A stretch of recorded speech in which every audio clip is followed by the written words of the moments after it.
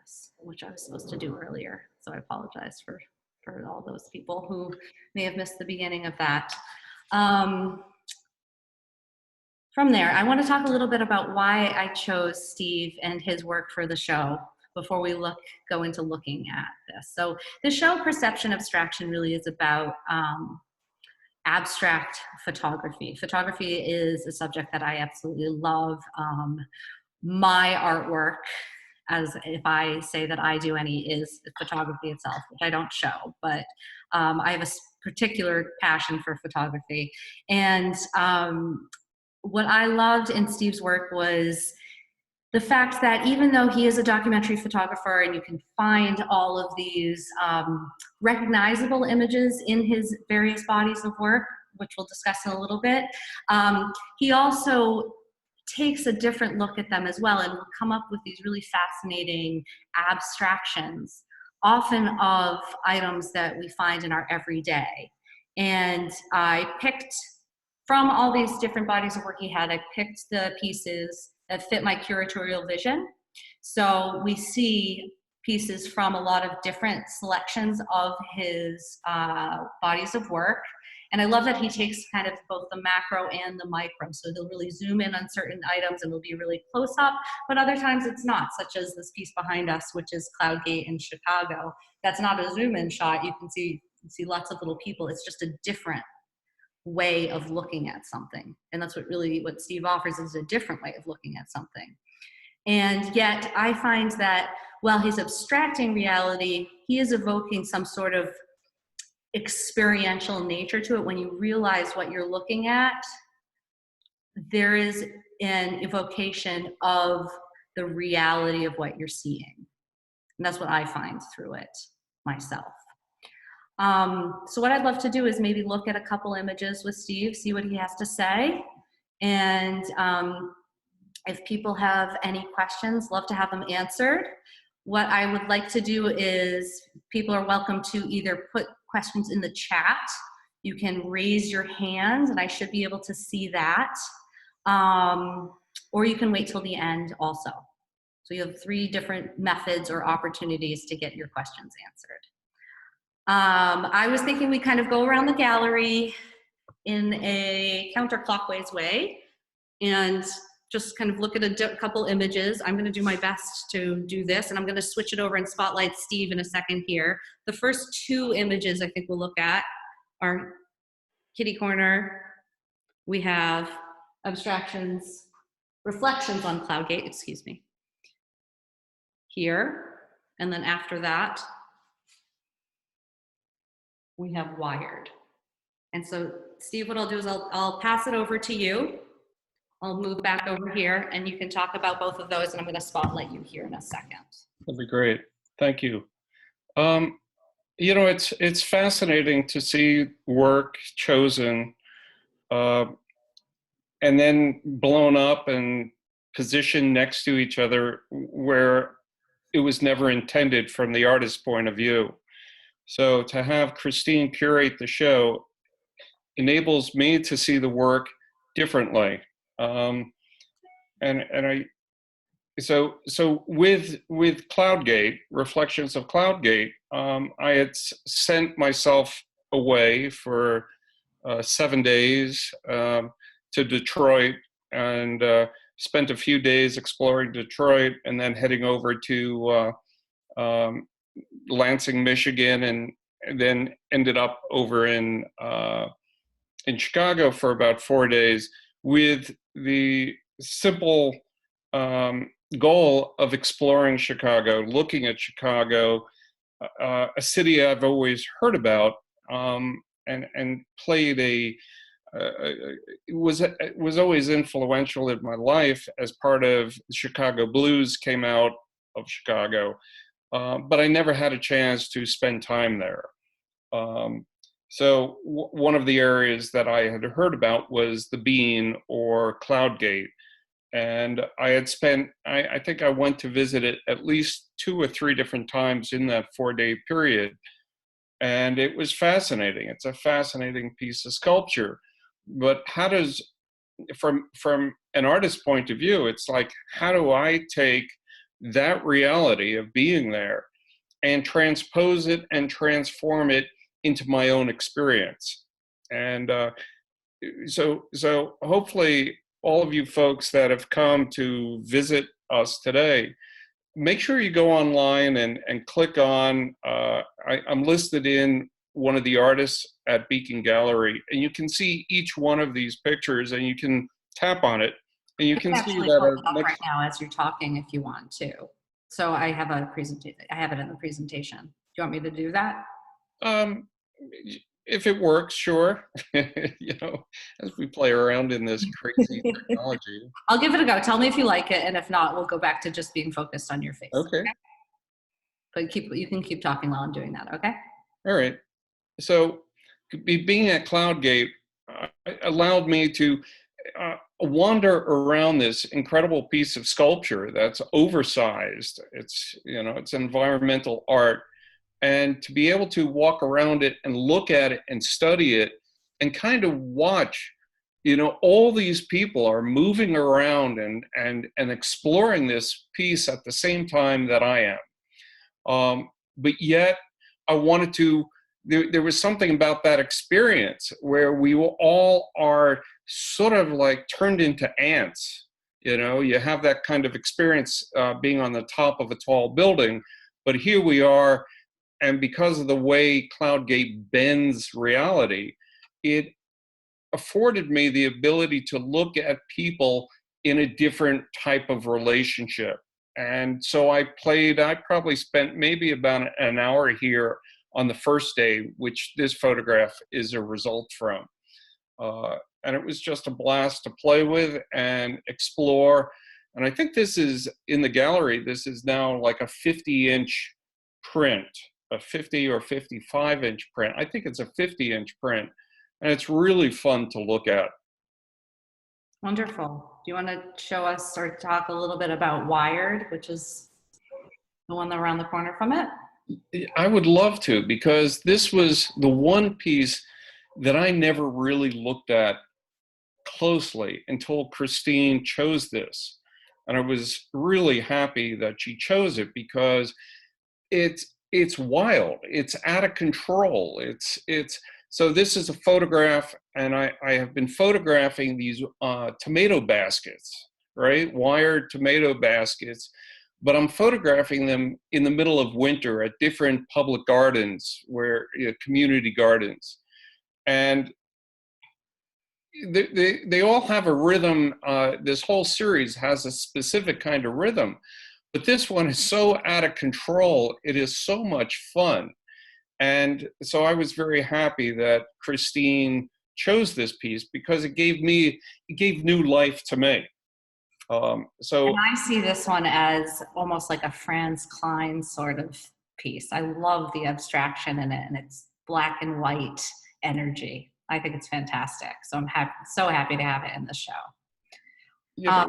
I would love to go to the next two pieces if we can now, unless you have anything else to say about this one, Steve. No, it's just fun, and it's always fun for me to see it. So thank you, Christine. All right, what I'm going to do is I'm going to put it off the share so you guys can see me nice and big again.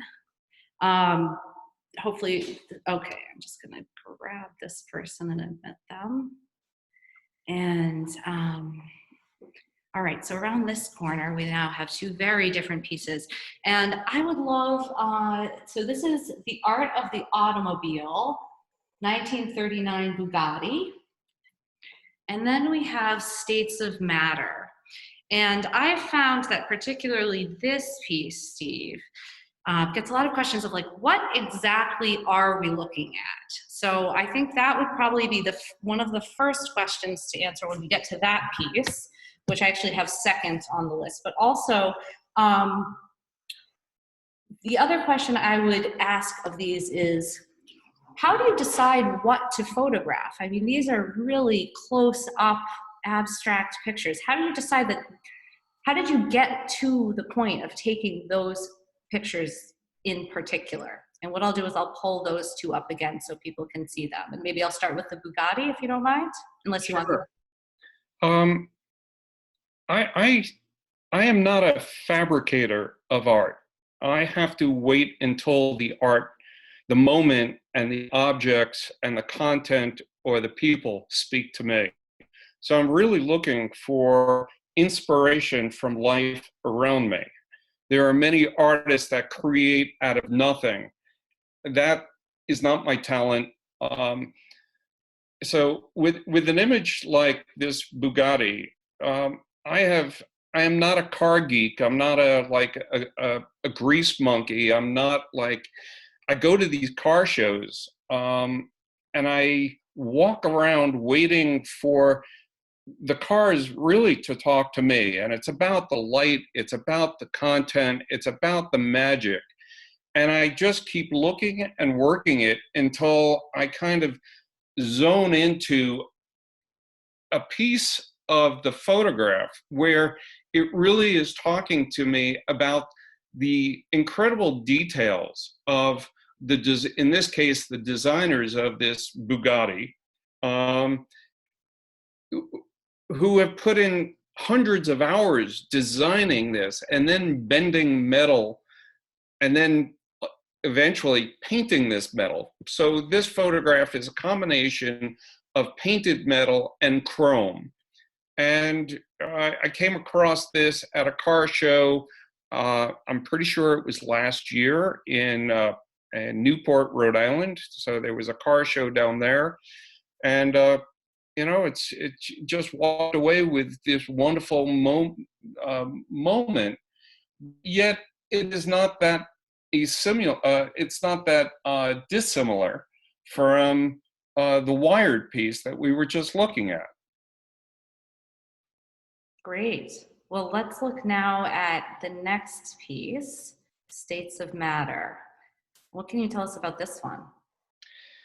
This, like if I told you how the conception of this piece, which is at a bar, in a club down in also on the Cape, and I can't tell you how many drinks I had before this because I don't remember. But I was there with friends. This was an outdoor bar.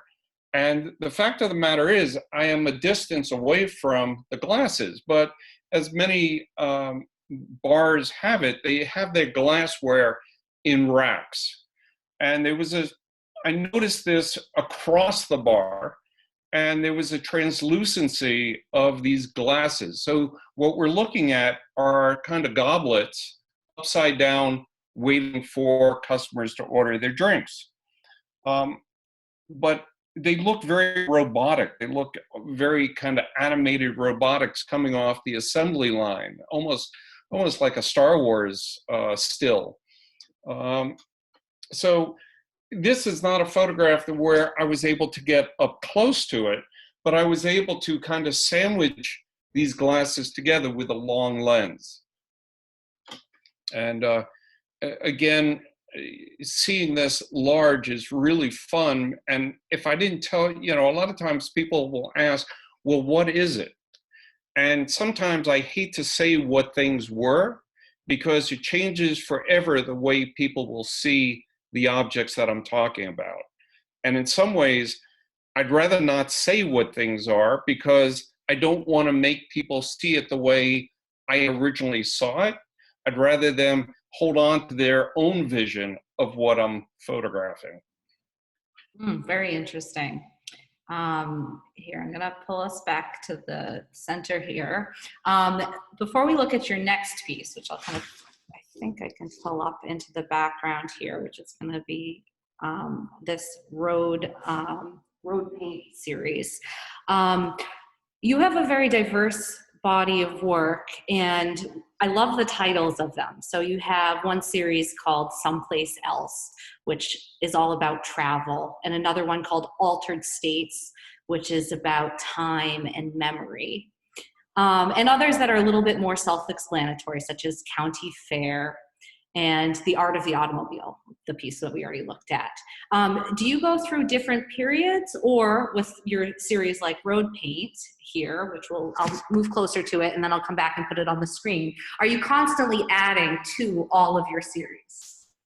No, it's a great question, Christine. And the fact of the matter is, some series I think that I'm done with, but nothing is forever etched in stone here. It's if I find another photograph from Road Paint, I'm working on it. I mean, so I'm working simultaneously on multiple projects.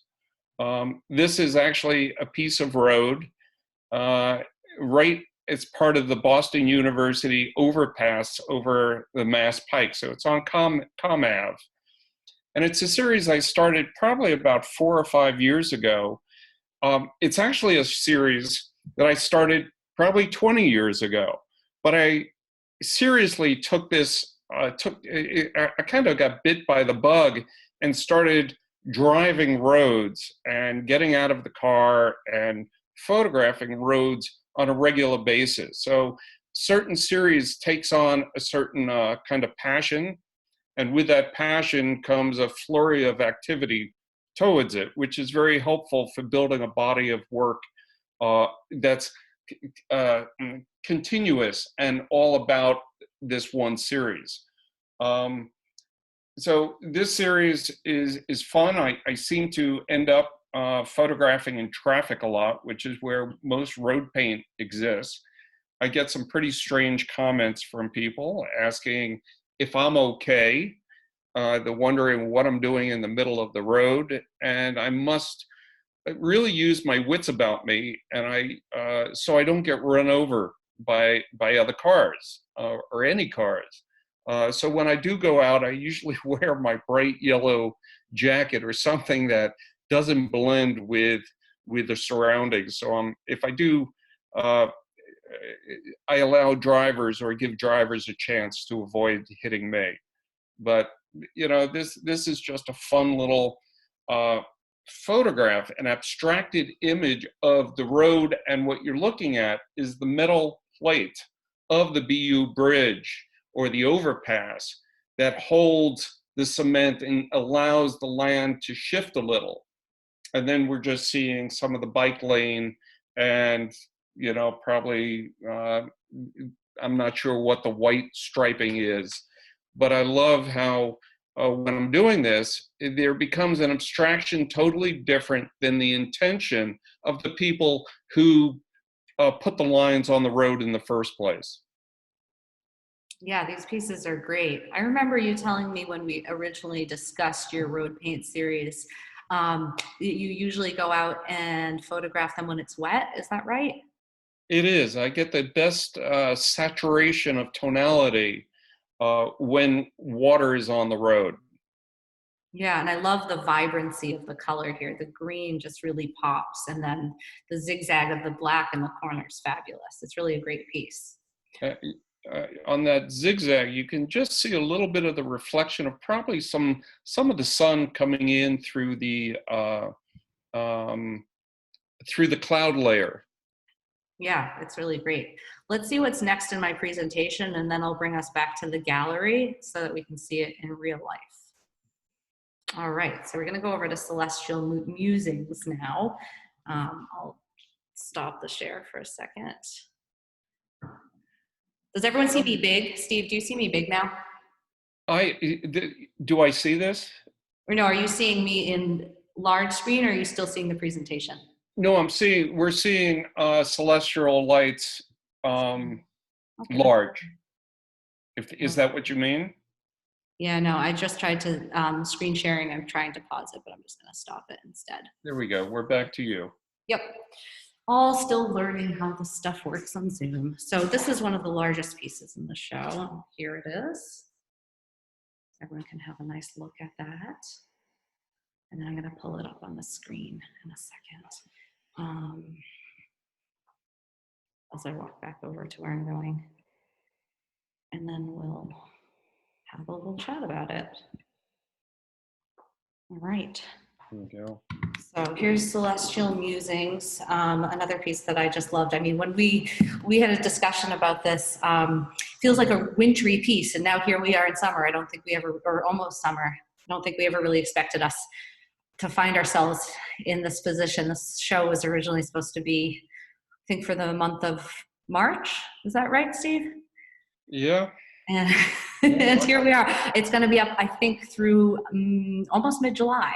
So it's, but at the same time, what I love about this piece is how, for me, it's not just a holiday piece. It is a piece that works on so many levels. I love the lights. And if you look at it, it's almost like a fractal because you can see all the little tiny branches kind of going into the distance. And the blue is such a great color.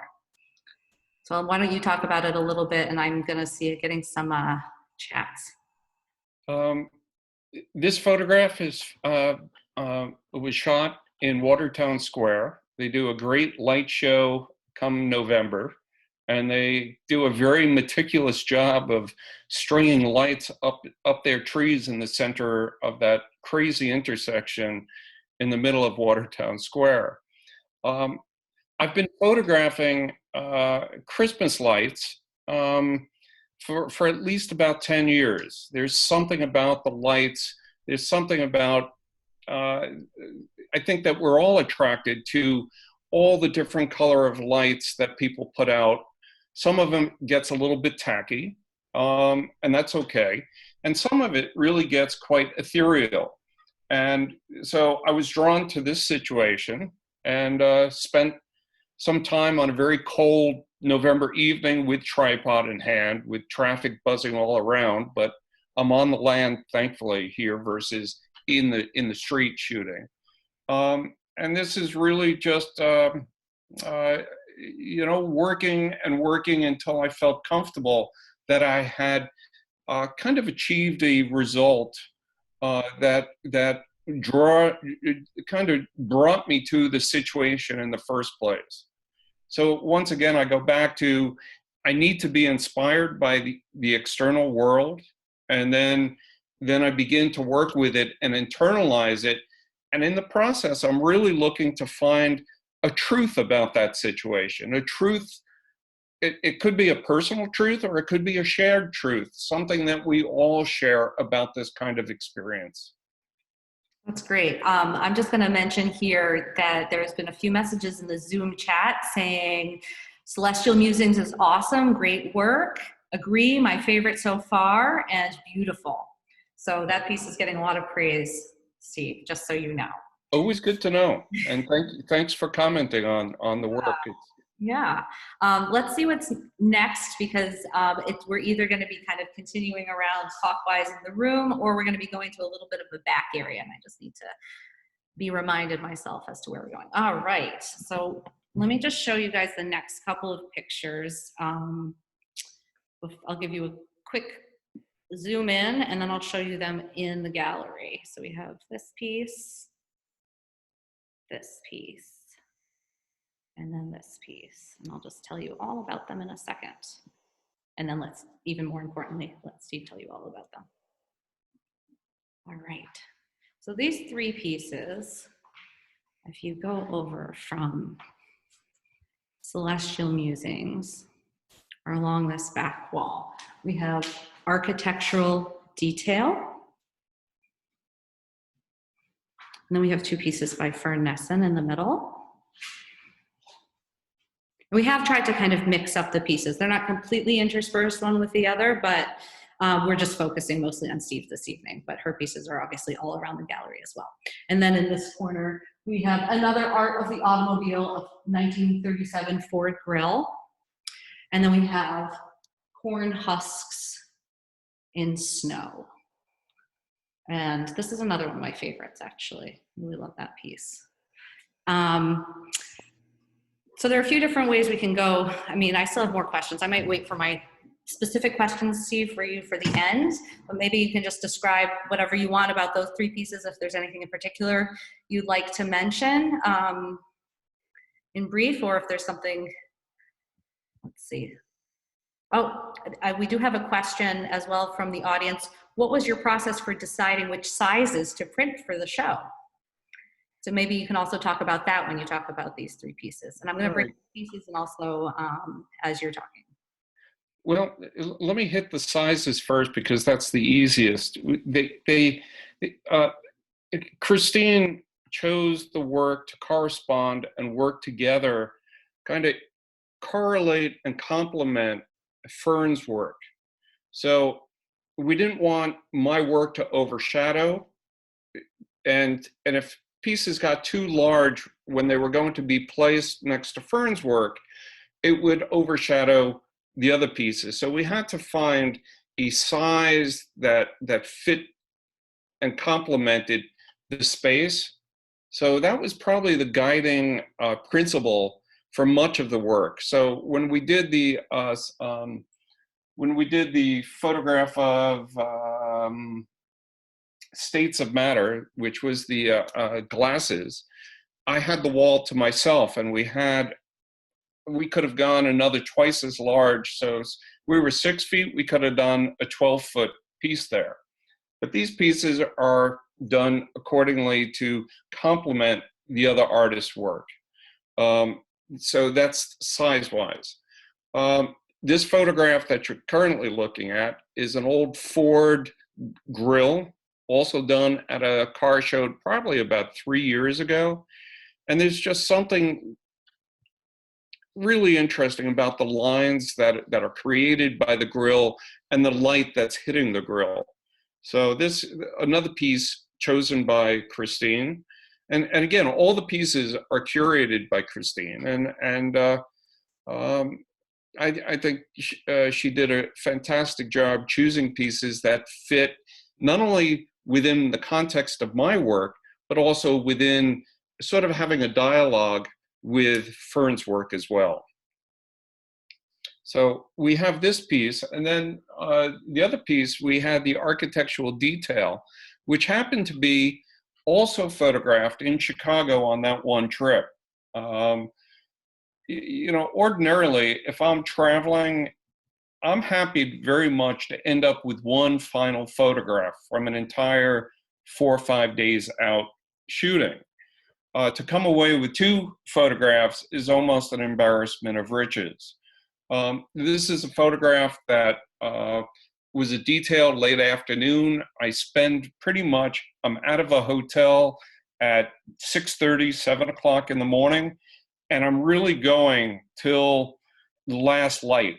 And what I refer to as last light is if you remember the photograph of celestial musings of the lights, the Christmas lights, it's very important for me that when I'm photographing at night, that the sky does not go a complete black, that there's still a tonality, usually in a blue purple tone that's retained. So I'm out until that light is gone. Once that light is done, I find a place for some dinner and back to bed and do it all over again, charge the batteries, dump the files that I photographed from the camera into the hard drive, double the hard drive. So if one hard drive is lost or breaks, I always have a duplicate copy of those files. And the camera's all set and ready to go the next morning. So this was a building that was just beautiful. It's this wobbly kind of architecture with these balconies. And, you know, I didn't spend a long time photographing here. Sometimes I'll spend as short as 5-10 seconds. Other times I'll spend an hour walking around. Something really must amaze me to spend an hour, because if I'm spending an hour someplace, I know that I'm cutting time off on anything else. And it's, in some ways, it's a source of tension when I'm out working, is knowing when to leave and hoping that something better is going to come along. It's not a guarantee, and many times you leave something that has some vitality to it, and you end up going to this dry spell of, oh my God, why did I leave? Or hoping to come across something else that's equally as inspiring. But you must, when I'm working, I have to cast caution to the wind and just really go with intuition. And then the last photograph of this series was a photograph. I was teaching a workshop up in Vermont, up in St. Johnsbury. And I have passed cornfields, as many of us have, in the winter, and you see how they've been cut and how they fall. Not really how they fall, but how the sticks of the corn husk are standing and what's left of them in the field. Well, I had passed this the day before on the way to the workshop, and I finally had some sunlight that I could work with this morning, that I was heading back to the workshop to teach. And I came across this and had to stop. And that's another source of tension. Do I stop and spend time, or do I keep going, or will I be late for what I'm trying to get to? And I've been finding over time that it's always worth stopping. Spend the 5 or 10 minutes and do your best you can in that time period. And in this case, I'm really happy that I did, because sometimes what I'm seeing, I'm not seeing everything. I'm sensing everything, but I'm only seeing a portion of it. And the camera allows me to freeze those moments and come back to it later and really look at them larger and kind of explore what I was seeing. It's something, a wonderful aspect of being a photographer, that I don't have to finish the work right then and there. I have to make sure that I capture it and freeze it onto a sensor and onto the hard drives. But it allows me to kind of have fun and look at it later. And I become a viewer just like all of you are. On that topic, we have a question here. Do you often go back to a place after seeing pictures from your first session? It's a great question, and it's a real tease. The belief is that if you go back to a situation or a destination, you'll do the shot better. and it's never, not once has it ever worked out that way. I remember I had spent some time traveling in Arizona, and I photographed this back of this motel, and it was a little soft. It wasn't, when it was blown up to a certain size, it always bothered me that the image was not crisp enough. So 2 years later, 3 years later, I took time out and I headed back to this motel. It was kind of not quite down and out, but it was not a glorious or glamorous hotel by any stretch of the imagination. And the first thing I noticed is they painted this kind of pink tone stucco, a pink stucco motel, and they painted it brown. And it was like such a disappointment going back to it, knowing that, it took me about 10 seconds to realize there's no use spending any more time here. So the moment of inspiration is truly when my work is getting done, and the keepsakes from my travels really happen. Going back doesn't really happen very much. That said, and I'll contradict myself, there is a photograph of Boston that I have been doing for probably close to 30 years. And if everybody is local, you probably know the Longfellow Bridge overlooking the Charles River and Copley Square buildings. Well, I've had a love affair with this photograph from the first time I photographed it at dusk. And just the other night, as I've been working on a new project, which is Boston during the coronavirus pandemic.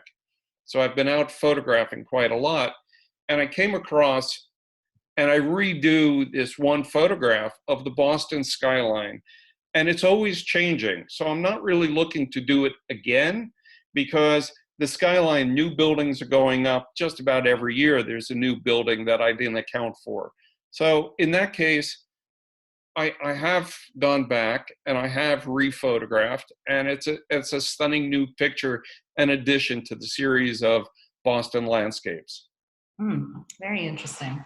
A couple more questions as I pull this back into the gallery. What's the largest print you've ever made? And do you print your own work? And what camera do you use? So a couple kind of practical questions here. Good technical questions. The Yeah. largest photograph I ever made was for a large filtration company who had me in there.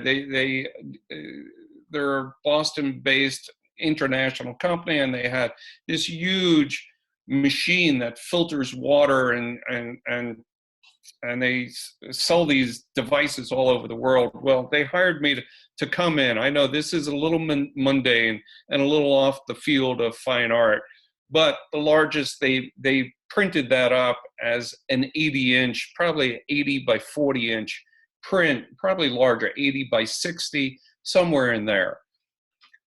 That's the largest my work has ever been printed.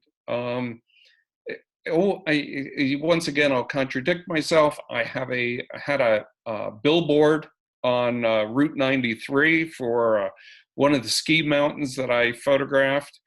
It wasn't a photograph of the ski mountain. It was a photograph of a younger hipster in ski gear, and it was used for a billboard. So billboard, and for me, I think billboards is like the choicest canvas a photographer can ever have. The camera I'm currently using is a Nikon D810.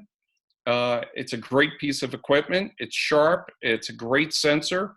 I'm looking to build up to the Nikon D850, which is a bit better sensor, but there's always some new something new coming out of all the camera manufacturers, all the equipment, where they want you to buy the latest and best.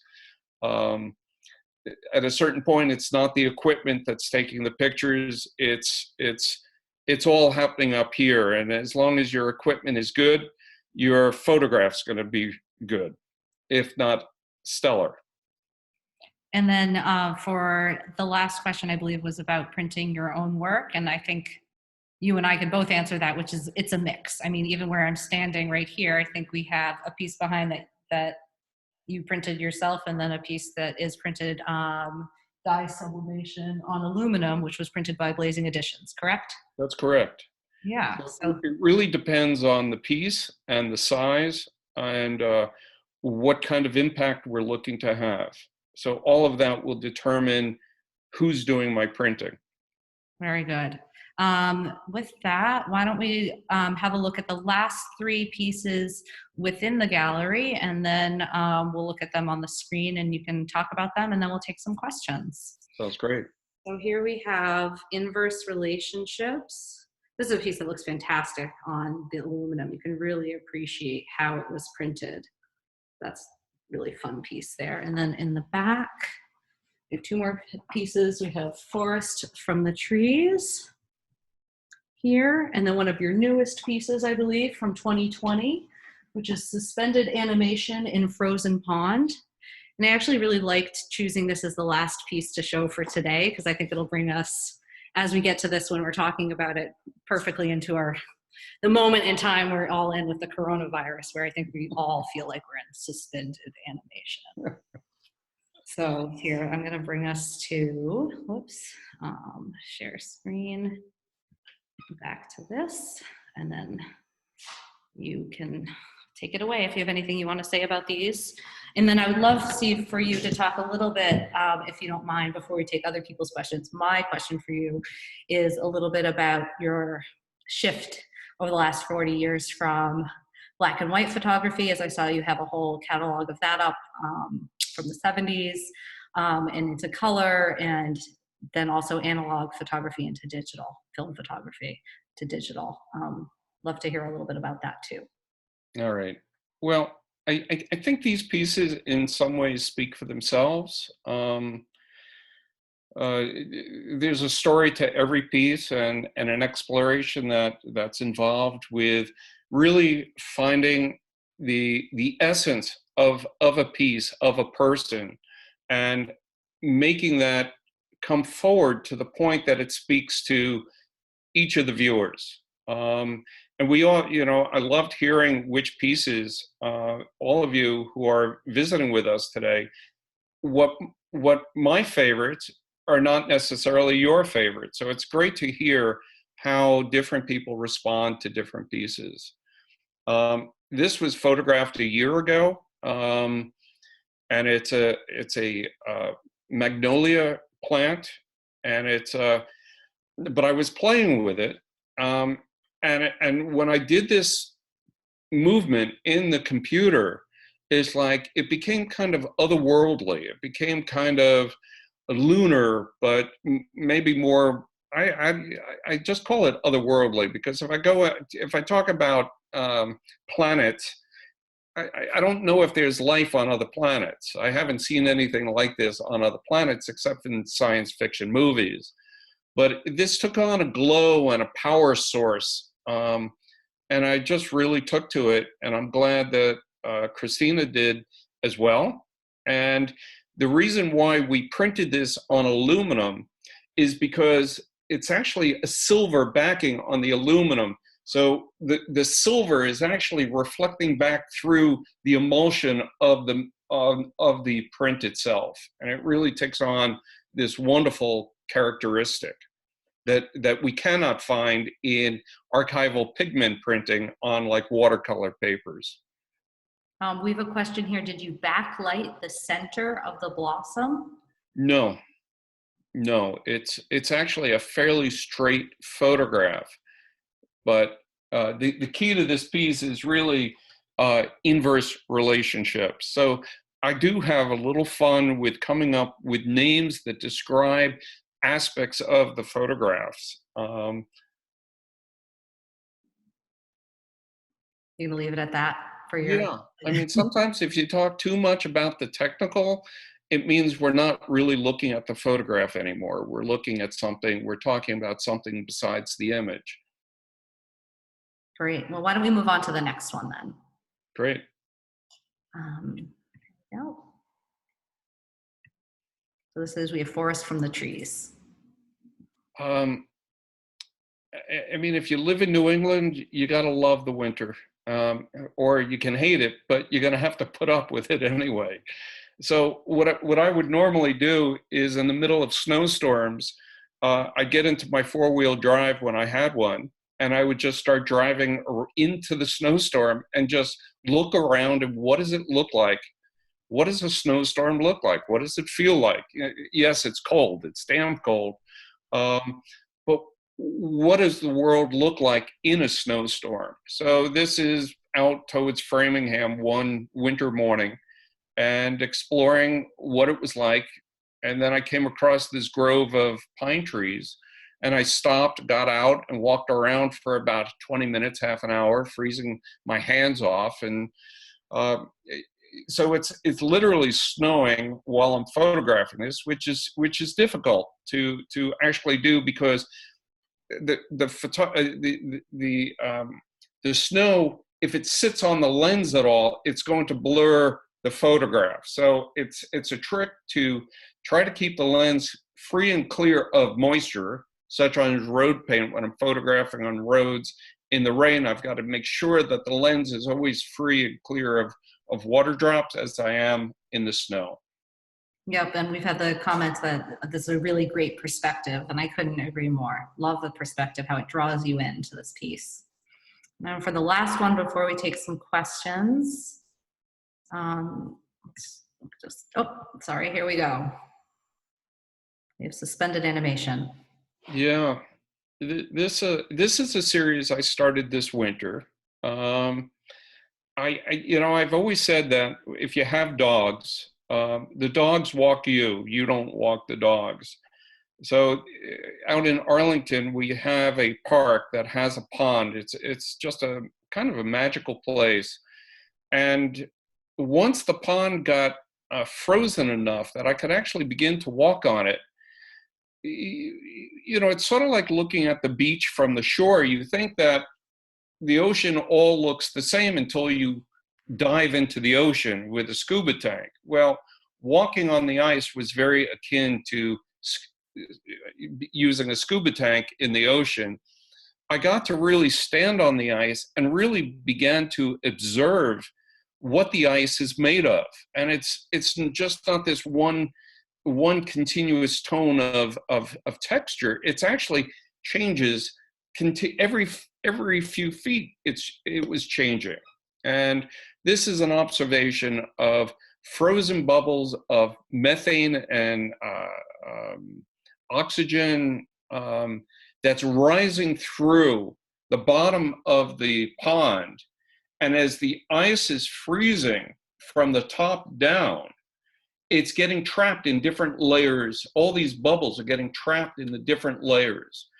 And it was a fantastic reason to go to the pond every day to see what it was doing.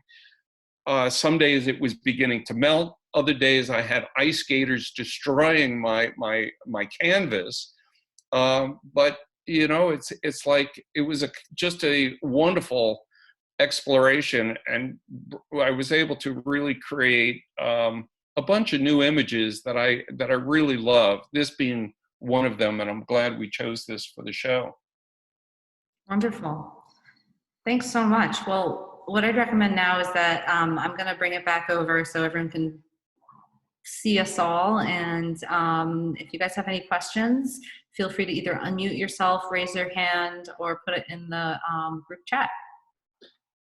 And if Steve, if you want to talk a little bit about the switch over from analog to digital, feel free. Or if you want to leave that for another conversation between you and me, that's also great. Well, if we have some time, let's come back to that. And if there are do we have any questions? Well, we have one right here. We have many pieces like the cornfield seem almost like drawings, and others like paintings. How much are you thinking about that when you are working with the images? And I'm gonna actually I'm gonna spotlight you, and then other people can still chime in from there. All right. It's a great question, but the reality is, because I'm working in the medium of photography, which is an amazing medium that has the capacity to show the nuanced details of reality better than any other medium that we know. Video comes close to that, and then some painters who are involved with photorealism might be next in line. But when I'm out photographing, I'm really looking at the photographic qualities, the actual qualities of the textures, of the reflections, of whatever it is I'm photographing. So I'm not really looking to replicate another medium. I'm not opposed to that in post-production with an entire different series of my work, where I'm involved with sort of the memory aspect of a piece. Now, the closest that comes to this is inverse relationships, where I've totally gone in and digitally altered what was originally the original intent. But I'm really liked what I came with, but it wasn't to kind of reproduce a painterly effect as much as it was to find a different truth about this tree, this plant in that moment. Is that helpful? Is that? I would say that was very useful. That's great. Any other questions? Anyone, you can raise your hand, put them in the chat. Let's give people a second here. Excuse me. Knowing that you've been in, I can ask you a quick one. You've worked as a documentary photographer and a fine art photographer. Do you come at your work from two different ways when you're doing that? I think the subject matter changes a little bit, but there is definitely an overlap between the two. I've talked to some curators who have said there's no difference between fine art and documentary work. And there are some incredible photojournalists who I've admired over the years who have really are fine artists. And then there are fine artists who have nothing to do with documentary work. So the spectrum is pretty wide and wide open. There are events that I photograph that are definitely, I try to stay honest and accurate to the event and not reproduce, but record the event as I would as a fine artist. But I understand that the event has bigger historical context. When I'm photographing something like Cloudgate or most of the pictures in this show, I'm not really trying to be a historian in any of these images. And I think that's the one quality that significantly separates fine art from documentary. They can be both the same, but I also see them clearly being different.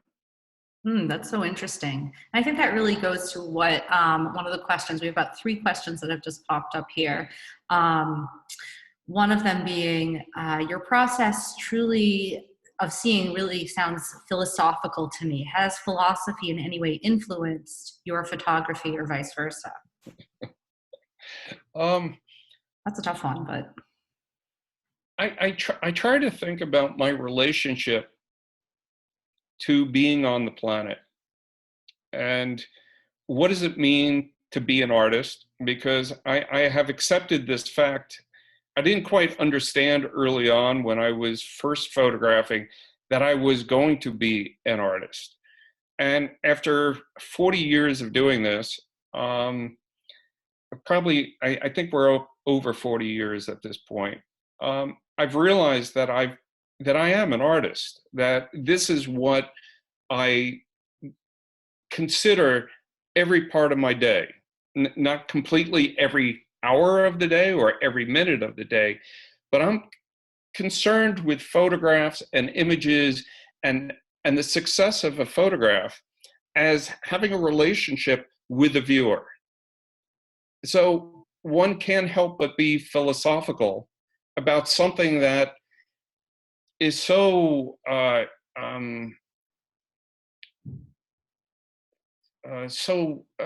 it's hard to put the words to it. It's so transitory, yet so important. You know, it's you know, here we are. We've just gone through this pandemic. We're not done with it. But how many people started reading books, looking at movies? Looking at art more seriously, going on tours to museums around the world where they open their collections. Art is incredibly inspirational. So with that inspiration, I don't think philosophy is very far behind. I like it. I like it. So we'll take these last 2 questions that we have here. I'm going to start with the last one and then go back to the second to last one, which is what's changed in the time of coronavirus, because I think that's probably kind of ending with current events. We'll bring it back to where we started. But before that, does your intention start at home or in the studio or in the field? So where do you kind of start with your work? As I stated earlier, I need to be inspired by the outside world. So my inspiration, I work in my studio where I am right now, and I spend a lot of time working on the computer and sitting right here at my desk. My chair is way too comfortable. So I spend a lot of time here in post-processing and looking at photographs that I've already done. Now this morning I was out, I'm working on this project currently, this kind of documentary project of photographing Boston during the coronavirus pandemic. So I had in my mind last night to explore South Boston and Dorchester Ave. So this morning at 8 o'clock in the morning, I was out driving up and down Dorchester Ave and driving around South Boston. I never know what I'm going to come across, and I'm never sure what is going to inspire me to stop and explore. So again, the outside world is my impetus and inspiration to working on images. Mm. And that brings us back to this last question. It sounds like, in a way, the coronavirus has been a bit of an inspiration because it's given you a subject. Is that true? Um, And how has the coronavirus changed? I mean, I want to be true to this question that was also asked. What has changed now, if anything, in terms of your work with the coronavirus? well, I'd say that the first 2.5, 3 weeks of the coronavirus, I was scared. I was scared about going outside. I really didn't want to go outside except for shopping for food, and that was about it. Um, my brother, who is a photographer and lives in Los Angeles, he kept telling me, you got to go out. This is a once in a lifetime kind of event going on, and you got to get out there and you got to put your vision to it. And so after about 3 weeks, I began to see a rhythm to the public and how we were responding as a society to this. And I kind of took him up on that and took the challenge of saying, if this is in fact a once of a lifetime historical event that we're all going through, I really probably need to be out there putting my vision to it. So in the future, when historians and researchers look back and say, well, what was this? What did it look like in Boston during this time period? Maybe, maybe not, but possibly my pictures will be a part of that in educating those people as to what Boston looked and felt like during this time period. So I'm continuing to work both on this current series, as well as working on the archives, which I have been doing most of this winter, which is working on the 20 years, and it kind of goes back to what you were asking earlier about black and white film versus analog chromes that I started shooting and then now moved into digital. Most of my work, it's sort of like working where maybe 1/10 of my work is seen the light of day. And there are these deep archives of work, both digital and film, that I've never really looked at seriously and intentfully since around the time period that they were shot.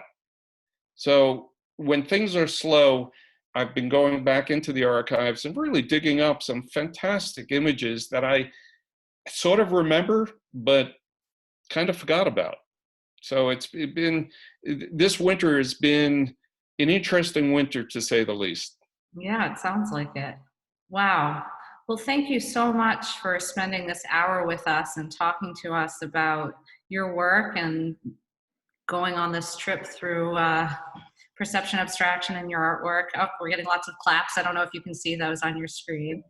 Thank you all for joining us. And I really want to thank everyone who asked questions and who participated in this. I think, this is always hard in the beginning. It's a little bit of a new medium for all of us, but I really appreciate everyone joining in and doing this with us. So,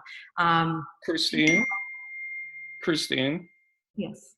Before you say goodbye, you sent an email to me and Fern earlier this afternoon, and I'd like everybody to know that your gallery will be open by appointment only, and I will invite anybody to spend, we have a maximum of 10 people that can go to the gallery at any one time based on the governor's social distancing requirements.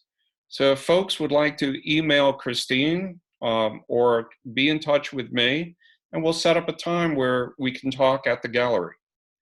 Absolutely. Love to have people come in and see the work and visit, and I'm really excited to be here again and to be spending more time here and to kind of get back to hopefully a little bit more of a new normal, we'll say. So be safe, everyone. Be in touch, and hope to see you all in real life or on a Zoom sometime soon. Thank you. Thank you. Thanks for hosting. Thank you. All right. Bye-bye, everyone.